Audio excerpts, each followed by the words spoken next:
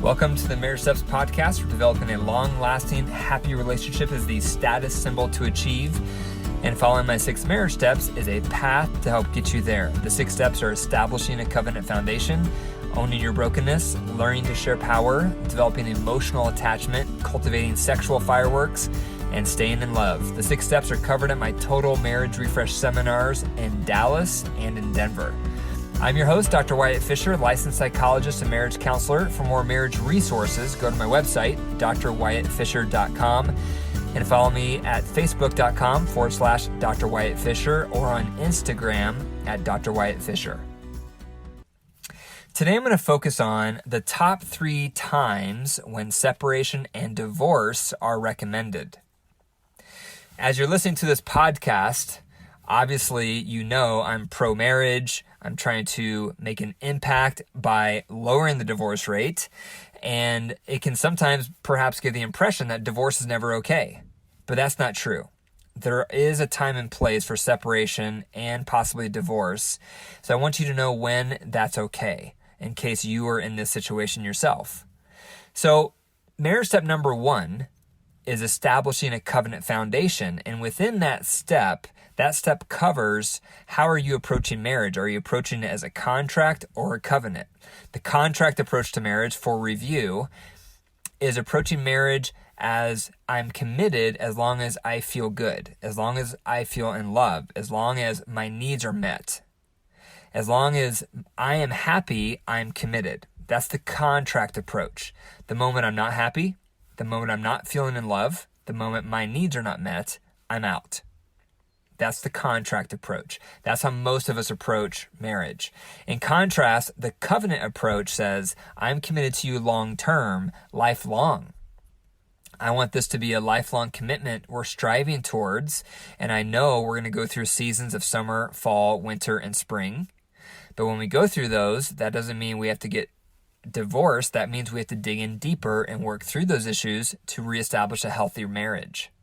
That's the long-term approach. That's the covenant approach to marriage. So that's obviously the approach I encourage, and there's benefits to the covenant approach. One of the benefits is a long-term commitment attitude breeds security. If your spouse is constantly threatening divorce, that breeds insecurity. But in contrast, if you know they're in it for the long haul, that breeds security. And when we feel more secure, we become more vulnerable. We share more. We're more open. So that cultivates more emotional intimacy, which leads to more sexual intimacy. So there's a lot of benefits on the covenant approach. Another benefit to the covenant approach is it gives you a chance to refine your flaws. A lot of people who jump from marriage to marriage to marriage never get refined because their brokenness, they carry that with them from relationship to relationship to relationship instead of staying in the same relationship and working on themselves. So that's another top benefit to this long-term approach to marriage is it gives us a chance to be refined because marriage is the ultimate refinement tool. Now, within the covenant approach, there's 3 exceptions where separation and possibly divorce are allowed and expected. And I'm going to go through those today. They're called the 3 A's. The first A is abandonment. Now, abandonment is when your spouse disappears. You come home one day and they're gone. You don't know where they went, or maybe you do know where they went, but you get home and they have moved out. Nothing you can do about it. It's already happened and they're out of there. That's abandonment. So obviously, if your spouse abandons you, you're already separated. And that's probably going to lead to divorce because they're already gone. And most of the time, we don't even know where they went. So that's abandonment. That's the first A, where separation and divorce are expected because there's nothing you can do on average in that type of situation. That's the first one. The second exception, where separation and possibly divorce are encouraged and expected, is when there's adultery. Now, when there's adultery, there's a few things to consider.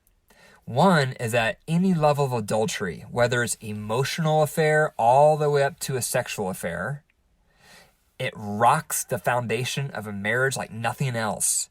The betrayed spouse experiences PTSD symptoms, which stands for post-traumatic stress disorder, which is the exact same thing people experience when they're in war and when they're in natural disasters, because PTSD is created when you have no control and all of your security just got ripped out from under your feet. So affairs do the same thing to a marriage. So affairs are the most toxic thing that can happen to a relationship. And the only hope of an affair being recovered is if the person who had the affair is completely broken and remorseful for what they've done. Obviously, within a marriage, both people can be responsible for increasing the risk or a susceptibility of an affair occurring. However, the person who has the affair, it's always their choice. If you're unhappily married, it's still your choice to walk outside the marriage and have an affair. You can't blame that on your spouse.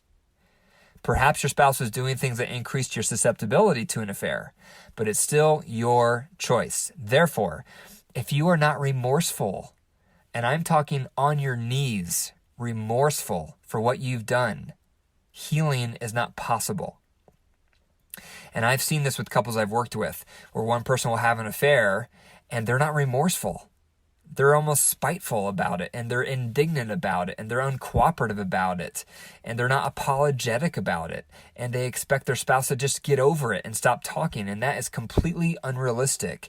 Unless you are broken and remorseful about your choice of having the affair, you need to have a separation, because your heart is not in the right spot for healing. So if that's you listening, this is the second exception where separation is recommended. If your spouse has had an affair and they are not completely broken and remorseful over what they've done, you should have a separation, because ideally that separation will get their attention, and then they need to decide what they're going to do. Are they going to go back to the affair person, or are they going to take ownership for what they've done, be broken about it, and show sincere remorse on their knees so that you can work through the healing process? So that may be some of you listening. So if there's adultery without sincere remorse, a separation is often recommended. The third category where separation is recommended and it may lead to divorce is when there's abuse. So abuse is an umbrella term, and it can cover many different facets. The first one, which is the most obvious when you hear the word abuse, is physical abuse. So domestic violence. Anytime there's domestic violence, separation is recommended. Safety comes first. If you feel that your safety is at risk, you need to have a separation, and often you need a restraining order. You need to consult with a local counselor and contact the domestic violence hotline. You may need to contact a lawyer, but your safety comes first. So if you're in a domestic violence situation, your safety needs to be top priority. The second thing that needs to happen with domestic violence is the offending party needs to go through treatment. They need domestic violence treatment. And if they do not have a teachable attitude and they're not taking ownership, then that's going to seal the fate, most likely, of the relationship. Because if you have a separation because of domestic violence, the only way you would feel safe going back into that relationship is if you feel like your partner is really broken and remorseful and has gone through treatment to change. If they have not done that, you do not want to take the risk of living with them again, because you may be putting yourself in harm's way again. So that's physical abuse. The other category is emotional abuse. You may be married to someone who just rips you apart when they're upset and calls you names and gets nasty to you again and again and again. And obviously that is emotional abuse. The other category of abuse that's not talked about very much is neglect. Neglect in a severe form is also a type of abuse. And neglect can include your top needs. So whatever your top needs are, perhaps that's emotional connection, perhaps that's sexual connection. If you've expressed that repeatedly to your partner and it's falling on deaf ears, or if they're emotionally abusive to you and you've expressed your distaste for that and how much it hurts you repeatedly and it's falling on deaf ears, you need to see a counselor. And ideally, through that counseling process, You can learn new skills. You can figure out why your concerns are falling on deaf ears. Your partner ideally can start becoming more sensitive to your needs. They can start curbing their behavior. Perhaps you're contributing to some of the dynamics that you're not aware of. However, if you see a counselor for 3 to 6 months and your spouse is still emotionally abusive or they're still neglectful to your top needs, then you need to have a separation. Because oftentimes, again, that separation can get their attention.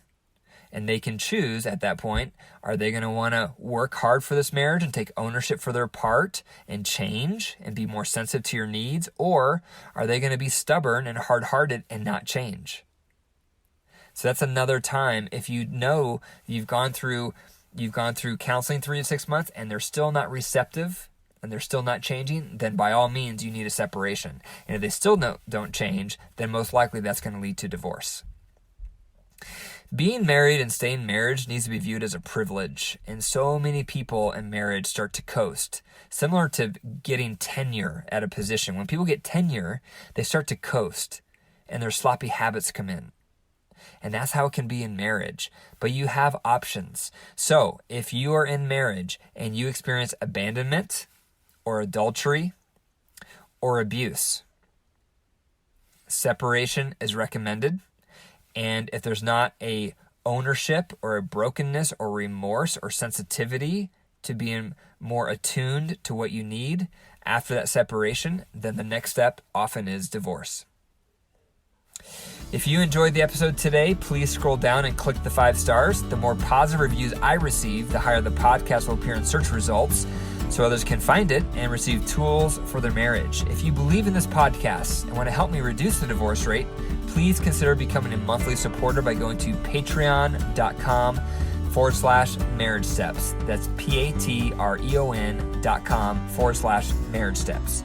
Depending on your level of support, you will receive a public thank you, a free podcast t-shirt, or 2 free tickets to my next Total Marriage Refresh seminar.